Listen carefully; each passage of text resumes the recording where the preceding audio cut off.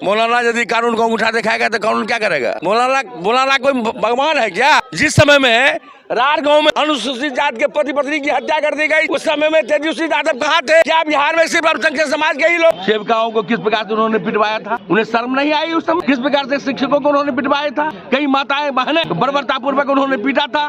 Bharatiya Janata party के सांसद, पूर्व मंत्री बिहार सरकार राजरथ सिग्रीवाल सहित एनडीए के सभी सांसद विधायकों को किस प्रकार से उन्होंने पीटा था? उस समय एक भारतीय जनता पार्टी की महामंत्री की उन्होंने हत्या करी, उनसे भी ज्यादा अत्याचार को किया था। पिता को उन्होंने पीछे छोड़ दिया। अब वो कानून की बात करते, बैठक करने से मुंह मुटे लो रहा है। यदि तेजस्वी यादव का यही रवैया रहा तो राष्ट्रीय जनता दल का खाता नहीं खुले। हमारे केजरीवाल जी भी जब वो सत्ता में थे तो कितने माई बहन का जमीन लिखवाए नौकरी के नाम पर, माई बहन भाई बहन योजना। दिल्ली की जनता ने उन्हें फर्जीवाल और भ्रष्टाचारी सत्ता से बाहर करके जहाँ स्थान निर्धारित था उस स्थान के लिए उन्हें शुभकामनाएं दे दी है। तिहाड़ जेल में अब वो जाएंगे।